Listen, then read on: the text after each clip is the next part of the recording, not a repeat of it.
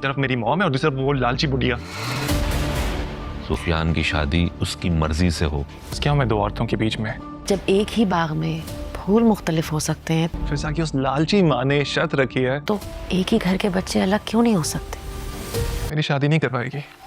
بس تمہیں سفیان کے بارے میں بلا وجہ بدگمانی ہو گئی کہ جب تک میں مام اور ڈیڈ کو لے کر نہیں آتا میری شادی نہیں کر پائے. ذائشہ کو اس کی ماں سمجھاتی ہے کہ بیٹا جب ایک ہی باغ میں دو مختلف قسم کے پھول کھل سکتے ہیں تو پھر تمہیں اپنے کزن سفیان کے بارے میں بدگمان نہیں ہونا چاہیے. وہ واقعی بہت اچھا انسان ہے اور سبھی کا خیال کرنے والا ہے. جبکہ سفیان کی ماں کو اس کے باپ حامد سے خوب ڈانٹ پڑتی ہے. وہ کہتی ہے کہ میں نے اپنی مرضی سے سفیان کی شادی کرنی ہے، لیکن اس کا باپ کہے گا کہ جہاں میرا بیٹا سفیان کہے گا وہاں ہی اس کی شادی ہوگی اور اس کی مرضی سے شادی ہوگی. کیونکہ حامد کی وائف بالکل بھی نہیں چاہتی کہ ذائشہ اس گھر کی بہو بنے، لیکن حامد پوری طرح تیار ہے کہ ذائشہ اس گھر کی بہو بنے. جبکہ ارسلان مشکلات میں پھنسا ہوا ہے.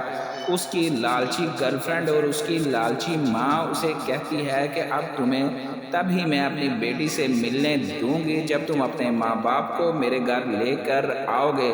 تو وہ کہے گا کہ اب میں کیا کروں، میں دونوں عورتوں کے درمیان میں پھنس چکا ہوں، مجھے کچھ سمجھ میں نہیں آ رہا. جبکہ عریشہ بھی اپنے بوائے فرینڈ کے بہت نزدیک جا رہی ہے جو کہ اسے صرف اور صرف اس کی دولت کی وجہ سے پسند کرتا ہے. بہت جلد عریشہ کی بھی آنکھیں کھلنے والی ہیں جب اس کو دھوکہ ملے گا. یہ دھوکہ اس کو اس لیے ملے گا کیونکہ وہ بالکل بھی اچھا انسان نہیں ہے اور اس کا خود بھی دوسروں کے ساتھ رویہ اچھا نہیں ہے. بہت جلد اس کی آنکھیں کھلنے والی ہے جبکہ ذائشہ اپنی ماں کے سمجھانے پر سمجھ جائے گی اور سفیان سے شادی کے لیے ہاں کر دے گی.